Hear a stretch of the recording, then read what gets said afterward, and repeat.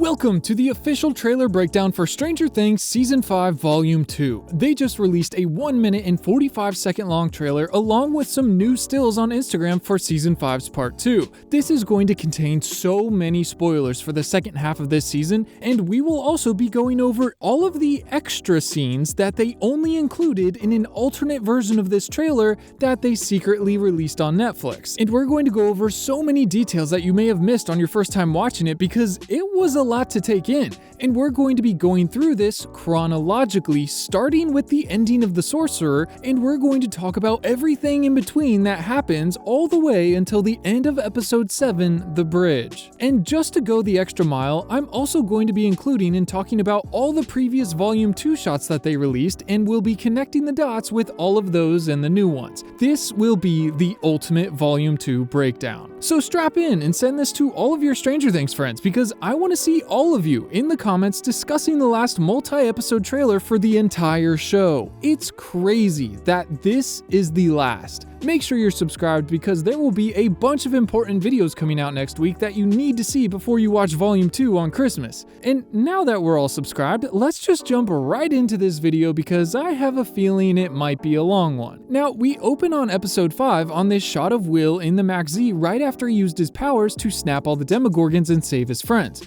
There's easily 40 plus soldiers here. Some of them are on fire. These were all eliminated by Vecna in the demos. Then we see a shot of Will and Joyce together in the tunnels as Joyce is talking to him about his new powers most likely. They'll still have to use these tunnels to maneuver around Hawkins so they don't get found by all of the other military that will be arriving as backup. And then shortly after, we see Will in Hopper's bedroom, sitting on the edge of his bed by himself. And shortly after, Joyce comes in and has a talk with him and hugs him. Will's feeling down that he didn't get to save the children, thinking he had a chance to do so. Will tells her that they failed and never stood a chance, and Joyce tries to encourage him by telling him that it's not over, they're still going to fight. And then we get a shot following up with Dr. K looking very upset, learning the fact that Kali has escaped. She is going to be going crazy now that she lost her secret weapon, her test subject that she was studying. I'm really curious what they're going to reveal that she was using Kali for. We saw her dampening her powers with that kryptonite, but I wonder if she had anything to do with the wall in the Upside Down or protecting the base from Demogorgons and Vecna finding it. And now, a little time after the events of The Sorcerer, we'll see the gang regroup for another brainstorm session to debrief each other on everything they learned. This might be when we see the wormhole being brought up in discussion since Erica is here and they're talking upstairs instead of downstairs like normal. This is like when we saw the diagram of it on the audio booth window in the new Lego set they announced. Lucas is holding up a piece of popcorn that's been popped, probably using it as part of a metaphor. He may be using it in reference to the giant energy ball the other group finds on top of the lab in the Upside Down and how they need to agitate it to get it to explode just like a popcorn kernel. But what's really important in this shot is the newspaper Erica is holding. If we zoom and enhance, we can see the title says WSQK welcomes Hawkins AV Club. This is most likely an article that was on the wall in the radio station, and if we look closely, we can see the article is accompanied by a picture of what looks to be a young Mr. Clark,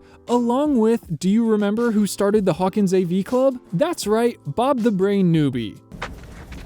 That's my name. This is most likely young Bob Newby here, which means that this could be where the gang learns about his sister, Patty Newby. This is the girl from the first Shadow stage play that young Henry Creel falls in love with. Joyce, of course, knows her, and so does Hopper, but she's going to be very important later this season in trying to reach and save what's left of Henry Creel. And then we get a better shot of Lucas, Robin, and Will outside the radio station with ropes tied around the dead Demogorgon that Will killed at the end of The Sorcerer that's wrapped up in a blanket. This is most likely the closest one to the station, the one that attacked Robin and Murray in the truck. And it seems like they're going to hoist it up with these ropes higher onto the radio tower. Then we see a shot of Robin turning up the power for the tower, and these things emit such an insane amount of energy. And then we can actually see them electrocuting the Demogorgon just like Frankenstein. You can see its arms and legs are broken. This is the exact same one that Will killed. They literally just put giant nails through its legs to conduct the electricity. This is where they were hoisting hoisting it up to? They're most likely trying to jumpstart the Demogorgon to reactivate it and restart its heart ever so slightly so Will can go through it to tap back into the hive mind. This is why this episode is titled Shock Jock, because Robin, the shock jock of the Squawk radio station, will literally be shocking this thing back to life. We see Will again with the white eyes using his powers, well, the Mind Flayer / Vecna's powers, through the Demogorgon. They're probably trying to spy on Vecna to look for him and see where he went so they can rescue Holly and now all of the other children that he took. And in recent interviews, the Duffer Brothers have explained why this is so dangerous for Will to keep trying to do. When he taps into the hive mind to use its powers, Vecna is connected as well, and he can just the same go through the hive mind to control and use Will again. And it seems like it might actually happen here, because next is the shot of Will yelling for everyone to run. His eyes aren't white here, but it's possible they still might be in the episode and they just didn't include those effects to prevent them from spoiling it. And then right after this is most likely going to be the shot of the radio tower that we see Will be engulfed by the Mind Flayer particles. Maybe by shocking the Demogorgon, it lets Will use his powers and Vecna takes back over, and then to end the connection, the Mind Flayer physically retrieves its particles that were inside of this demo that it was using to control the thing. But honestly, it kind of looks like a lot of particles to come from just one demo. But after this whole scene, I'm sure it will end with Will collapsing and Joyce being very upset, which is most likely when we'll see her and Will and Mike upstairs in the radio station. Joyce is extremely worried about her son here. Will is laying on the couch behind her, and Mike is nearby showing his concern for both of them. This feels very much like season 2 when they were in the lab and Mike stayed by his side the whole time, but let's go back to 11 now. At the end of The Sorcerer, her and Hopper just learned that Dr. K had number 8, Kali, her prisoner, in the base of the Upside Down. And here we see that they have freed Kali, and 11 is talking to her, and she's asking her to help her find Vecna and kill him. And then it seems like Kali is on board, or at least is excited enough to contribute to their escape by absolutely running up to this soldier and jumping up onto his chest, throwing him to the ground. This is so sick. It reminds me of the way X-23 fought in Logan, being so much smaller than all of her attackers. Kali isn't that big either, and as far as we know, her powers are mainly illusion-based. I don't know where she learned hand-to-hand combat, but this looks awesome. Here's a picture they released that, again, really shows us how much smaller she is than 11. Most likely, this is right after they leave the military base and are on their way to try to rendezvous with the kids at the Roan Cemetery Church. Last we saw them, Steve, Dustin, Nancy, and Jonathan just learned that Hawkins' lab is at the center of this giant wall that circles the Upside Down. So most likely, Hopper, Elle, and Kali will be headed there to meet up with them. But it doesn't look like Dustin told Hopper that they were headed to Hawkins' lab, because next we see them in the cemetery fighting for their life. But we're going to pause this storyline and come back to it in a second. We still have that shot of Dustin looking concerned on the walkie-talkie while Jonathan and Nancy are waiting behind him. Now, I'm not sure if they figure out a way to get Steve's car unstuck from the giant wall, but eventually we see this gang will end up at Hawkins' lab. And this is terrifying. We're going to get to see them walk through this building and explore everything that existed here since November 6, 1983, the day that Will went missing. We can see this group as they first enter the building, and in the lobby, they decide to split up. Nancy and Jonathan go off together, and Dustin and Steve leave together. We see them finally encounter this white goop everywhere, this visual representation of this reality falling apart and melting around them. More specifically, that it's coming from the rooftop. As they're going up the stairs, they look straight up and there's just a hole. And then we hear Dustin say that this whole time, everything that they've ever thought about the Upside Down, they've been dead wrong. And I can't wait to see what the Duffers mean by this. They said that in Volume 2, they're going to explain everything about the Upside Down and what it is, or at least in the second half of the show, and maybe this is part of the key of learning what it is. And next we cut to Nancy and Jonathan on the roof. Nancy cocks her shotgun and aims it upwards, and in this shot we can see white slime all over the roof behind them, but there's no red lightning yet, implying that after she shoots the energy ball, that's when it becomes even more unstable and starts going crazy and really breaking down reality. But whatever she does seems to have started this chain reaction, showing us this energy cloud that seems to be opening up a hovering portal, possibly made of Mind Flayer particles, or just matter, the visual representation of time and space. We see Steve and Dustin in the courtyard of the building, in the center of it, right below, looking upwards at it. Originally, this shot was blue with particles, just looking like they were in the Upside Down, and now they've changed it to just being all red. And now we can see that Dustin found something of importance that he took with him, most likely some kind of book or report related to Dr. Brenner's studies of Dimension X. But to see them both actually looking straight up at this massive ball of dark matter jumping around sporadically is insane. And then we see the shot of Jonathan and Nancy looking up at it. Now, it is possible that the first shot of them is actually supposed to be red too when they first walk up to it, just like the shot of Steve and Dustin was changed to avoid spoilers, and then this shot is before she shoots it. We get this beautiful wide shot really showing the scale of this thing, close up with Nancy and Jonathan sitting almost directly under it. Way too close for my liking, but what if it's here that she shoots it? And then, right after that, that's what makes it explode. We see the two of them being thrown backwards by the blast, and then watch as it erupts and lets out the biggest shockwave. We follow it as it travels all the way across the Upside Down, starting out red and eventually turning blue. And in this new shot of it, we can see as it travels over downtown. Here's the crack that opened up in Season 4.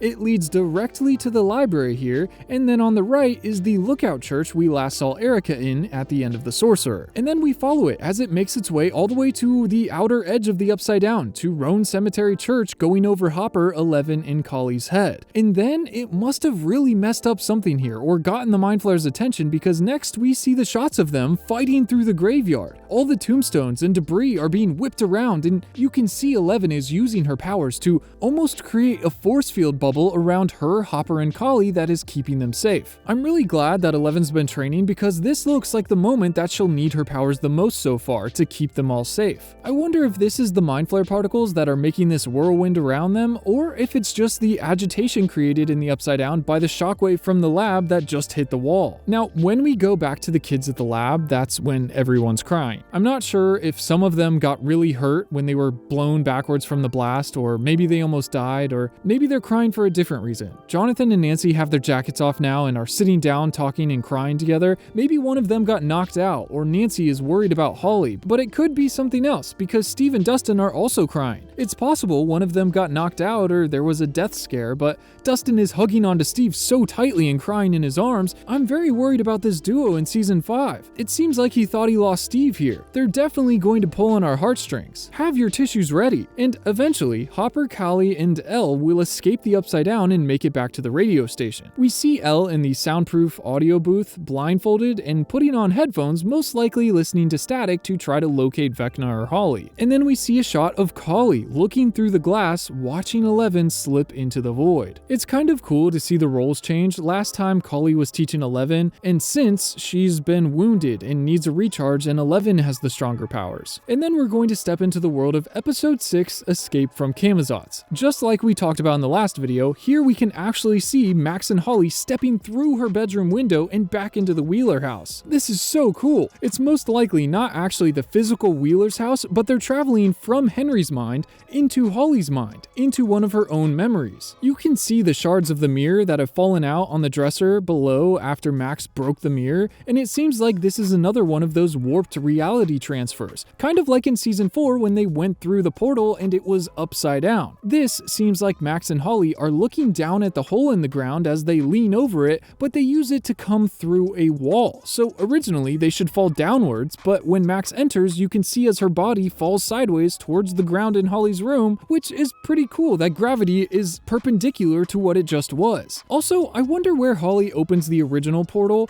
With all of these yellow and blue vertical poles around it, it almost feels like the merry-go-round across the street from the Creel house, or possibly the poles underneath the rocket thing next to it. It feels like some kind of playground equipment. Tell me what you think this is in the comments. Next is a shot of them looking down a wooden shaft with a ladder. I'm trying to think about what this could be. This might be one of Holly's early attempts at using her powers to make a dimension door. Or maybe this is another memory of Henry's mind. There's a scene at the end of the first shadow where Patty Newby, his crush, is up on a catwalk above the school stage about to do the last scene of the play. That's the end scene where the Mind Flayer takes Henry over and pushes Patty off, crippling her. Maybe this is that. Maybe this ladder leads up to the catwalk. Also, when Henry first shows Patty his powers, he sends her father through the floor of the Creel attic. These broken wood panels could be related to that too, I guess. But then we actually see a proper dimension door. This is from the behind the scenes shot of it hovering in the field. Holly and Max both go into it and just disappear, and it looks so good. I really like this shot. We can actually see that once they go into this door, they step downwards, as if the door is at the top of a staircase. The ceiling of the room they go into immediately goes downward as well. It's kind of interesting. We can see Holly step down as well once she goes in. Now, I wouldn't be surprised if this door too leads into the Wheeler's house or something. This place, Camazotz, is like a maze. I'm sure they're going to go in a couple circles or possibly hit some dead ends just like Max did. We also get this cool shot of Mr. Whatsit standing out in the rain looking a little more sinister than this version of him normally does. It kind of looks like with these two white panels on the sides, he seems to be standing outside a window looking in at someone who doesn't know that he's watching them. This could be another memory, or it could possibly be him watching Holly as he starts to catch on that she may be conspiring against him. Because eventually, we will see them do something to alert Henry/Vecna that Holly is working with Max, and then we will see them in the Wheeler's kitchen as Mr. Whatsit comes down the stairs,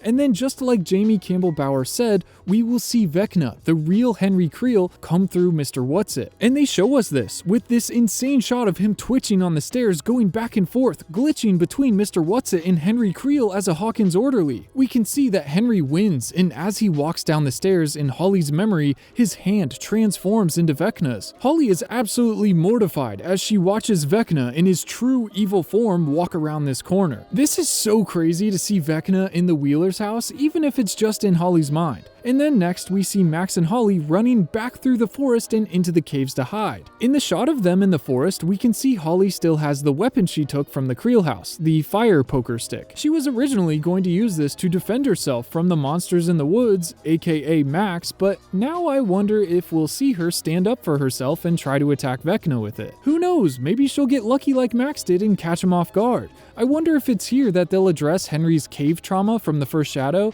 Probably not, that'd kinda be early for so much lore drop, but now that Vecna knows that Max is still alive and in his mind helping Holly, he's going to send Demogorgons to the hospital to kill her physical body. And then we see an actual Demogorgon in the real-life Hawkins hospital. Vicky seems to be the first one to see it, and since she has no idea about the Upside Down, she must be in so much shock. I mean, you can see the disbelief on her face of what's looking at her from around the corner. And we can see in the background that Robin is behind her talking to these MPs. The lights start going haywire, and for some reason, the soldiers and Robin don't notice. This next shot is one of my absolute favorites. It's so chaotic. Vicky backs up against the wall and the demos run right past her, darting down the hall towards the military. Robin in the background is just sitting there. I mean, I don't expect her to run away leaving Vicky, but come on, do something. Tell her to hide in a room or run away or something. Meanwhile, the bullets get completely absorbed by the demos because they don't do anything. When will they learn? We see that Vecna sent 3 Demogorgons after Max. They are booking it through these pristine hallways and will eventually find Max. Thankfully though, Lucas finds her first, picks her up and heads down in the elevators. Hopefully if these doors will close any faster, they can survive. They'll make it down to the laundry room of the hospital and we get this epic Jurassic Park scene of them slowly walking around the aisles looking for Max and Lucas and now Vicky. And we see this one in the middle climbing on top of the tables, which will eventually find them. They showed us a BTS shot of Sean Levy, who directs this episode Escape from Camazotz, and they showed him crossing off shots from his shot list board as they were filming this entire sequence. We can see Vicky directing Lucas carrying Max through the hallways and eventually follow it all the way until this Demogorgon on the table is right above them, which is insane. I can only imagine they're going to have Max wake up at the very last second, and it seems like she kind of needs to use Kate Bush to get back to her body. But they can't really play it right now with all of these Demogorgons around or they'll hear. I'm watching the show with a friend who doesn't watch any of these trailers, and it's my favorite thing to see their reaction to all of these crazy scenes playing out. Sometimes I wish I could just neuralize myself so I could watch the show without any spoilers, but this scene is going to be so intense because it will most likely be cutting back and forth from Vecna chasing Max and Holly in his memories. And at the end of this episode is likely when we'll see Max actually make it back to her body and wake up, but Holly will still be either stuck in Henry's memories or stuck in his lair in her physical body with all of the other children. But before we move on from the laundry room scene, it seems like eventually there will be a massive explosion, like a gas line will blow up and it will kill these 3 Demogorgons, letting Max, Lucas, and Vicky escape. Now, next we see shots of Maleven in Hopper's cabin using this makeshift deprivation tank that they've built out of a horse trough, it looks like. Here, Mike is most likely giving Eleven another pep talk before she goes into the void searching for Vecna and Holly, and Elle tells him that he's not in control of the outcome of this battle like his normal D&D campaigns. Mike is still in his sweater here from the sorcerer, and Elle is now in this wetsuit which she wears until the end of the show almost. Steve, Dustin, Nancy, and Jonathan all eventually make it out of the Upside Down, and we jump forward to episode 7, The Bridge. We see Dustin and Steve together as they get ready to go back into the Upside Down with the rest of the gang on a new adventure. Steve has on this sick new leather jacket and a backwards cap. He really looks ready for business. I can only imagine what his weapon of choice will be this time. A bat, a chainsaw, a new melee weapon? It almost seems like it might be an axe, but we'll see. And then Dustin has on this ghillie suit that we've seen him before briefly in, and it looks like he's holding the same type of spear that he used in season 4 with Eddie to fight the demo bats. And it seems like they're in the radio station, in their makeshift armory room getting ready for battle, and they say the most scary line ever. You die, I die. You die, I die. That's insane. Not only is this a callback to the hilarious moment in season 3, Step back. No. Seriously. No! If you die, I die. Okay. this is also most likely a reference to how Dustin isn't going to chance losing Steve like how he lost Eddie in season 4. He's not going to leave Steve ever. Eddie left and Dustin carries the guilt with him, thinking of all the different ways he could have saved him. And you know he's not going to let himself do that to Steve. And thankfully, it sounds like Steve is reassuring Dustin that just the same, he's going to be there for him until the very end too. This is going to be another one of those tearjerker scenes that they're building up to. I can just feel it. We see a quick shot of Joyce saying goodbye to Hopper in the woods before he goes back into the Upside Down. And we already know she has leftover trauma since Bob died, and she's already worried about Will. I can only imagine the amount of worry that's inside this woman. And then we get another shot of all of the kids embracing one another with Dustin in the ghillie suit and Elle in her wetsuit and Vicky in the background. Now that she's been chased by a Demogorgon, it's most likely they brought her back to the radio station and filled her in on everything, which would be really cool to see. Maybe she'll be present for the wormhole discussion. And then we cut to the start of the operation. We see Murray smash the gas pedal of the truck as they speed down the road towards the Max Z as the gate starts to open for them. We get a shot of inside the truck during transit, possibly before they get close to the Max Z. This is a cool shot of Mike, Elle, and Steve. Mike has on a camo vest over his sweater, it looks like. Elle is in her wetsuit, and Steve has on the leather jacket and bandana. This is a weird look exchanged between Mike and Eleven, and I can't tell if this is supposed to be reassuring or them being mature and letting each other know that they're there for one another or what. Murray says it's showtime, and then we see soldiers and Dr. K walking towards them, sending bullets their way. He slams to a stop, and we see all the kids getting thrown around in the back as they hang on to all the shelves. We see Dustin in his ghillie suit, and we see Robin and Will in military vests, and behind them is Nancy at the bottom of the ladder. We see Murray duck down, taking cover in the cab as Nancy, which this is so freaking cool. She rocks in this season. I love seeing this. She pops out of the hole in the top where it looks like they've padded around it to be a weapon rest or something that she can use to lean on if she needs to, and she just opens fire towards Kay and the soldiers. Dr. K and her goon takes cover behind a cement block, and then soldiers on Nancy's left return fire. Nancy swivels and immediately takes down the threat. This is so crazy. She's taking on the military and winning at the moment. We see Robin, Will, Dustin, and now Lucas in the back of the truck, shocked that that was supposed to be the easy part. And now they most likely will make their way into the Upside Down. Now, this next scene I'm on the fence about. It might happen when the gang breaks into the Max Z, but I'm not sure. There's a kid on the floor whose shoes I'm not sure about. There's a backpack on the chair along with a weapon along the wall with a flashlight mounted to it, just like the one we saw Nancy was just using. But these shoes are not from anyone out of all of Volume 1 that I could see, and I didn't see anyone in all of this Volume 2 footage with all the behind the scenes shots, so if you have any ideas who wears these shoes, please tell me in the comments. But next, we see the gang actually makes it back through the portal. We see Dustin, Nancy, Jonathan, and Steve in the Upside Down with all of their new gear on, and it seems like they've went to the radio station and climbed to the top of the radio tower in there. They're staring staring up at something massive in the sky, something very important. Now, I think they might eventually make it back to Hawkins' lab after this, because we have a shot of 6 or 7 people, including Robin it looks like, heading to the lab inside the Upside Down. We then see this shot of Mike looking up inside the Upside Down, which is crazy that finally, after 5 seasons, this is kind of technically the first time that Mike has been in the Upside Down, not in those tunnels from season 2. It looks like behind him is 11, you can see her blue bracelet around her wrist, and then Robin is on the left of him. I think at some point, Mike will just end up ditching his vest and beanie in the Upside Down. It's either that, or this is just one scene that's out of order, like there's a third time they venture into the Upside Down. And this next bit is confusing, but we see a shot of Dustin, without his ghillie suit on, running through Hawkins' lab and eventually into Mike's arms. But when they hug, you can see that Ella's behind them, in her wetsuit, and Hopper is besides her, wearing his baseball cap with the yellow insignia on it, meaning that since they rescued Collie, they've escaped the Upside Down and changed and come back into it with Mike, making me think that Dustin might have just ditched his ghillie suit at some point, kind of like Mike with his vest and beanie, but I'm not so sure. We then see that 11 ventures further into the lab, and she's bleeding from her nose here, using her powers on something. We see her throw down her hands, and in doing so, she rips apart these vines in front of her. I wouldn't be surprised if this is possibly Will. We've seen this shot of him screaming, trapped in these thorny vines, and we can't see what he's wearing, so it's hard to pinpoint when this takes place. But I wouldn't be surprised if he was using his hive mind connection at some point, and Vecna tapped back into him and took control of him, and this is how he ended up here. Now, at some point, Hopper and Elle seemingly get to a deprivation tank in the real-world Hawkins lab, or possibly in the military base in the Upside Down. We do know that there will be another portal with this behind-the-scenes photo from SFX,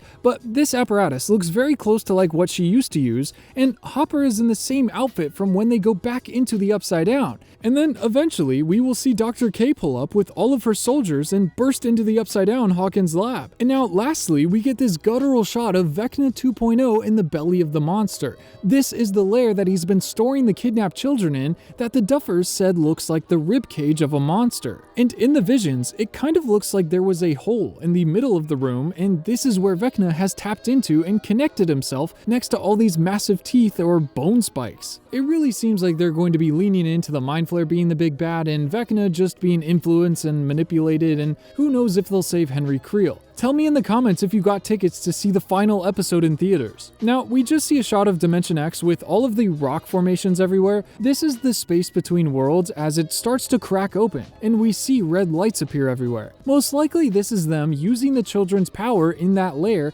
to open up a wormhole like we just talked about in the last video. This will most likely take us right into episode 8, which is the right side up. And then furthermore, we still have a behind the scenes shot of Will with Lucas behind him, Dustin in the background, Jonathan between the Duffers, and possibly Max and Nancy behind him. This seems to be from an epilogue scene that takes place a year or so after the finale, I would imagine. Just a shot you don't want to forget about. Now, this trailer alone reveals so much and gives us so much more to be excited about. Tell me your biggest questions in the comments and share this video with all of your Stranger Things friends so we can talk about Volume 2 together. Thank you so much for watching. I appreciate you guys supporting all of these fun videos I've been making. I will see you guys very soon with another one. Peace.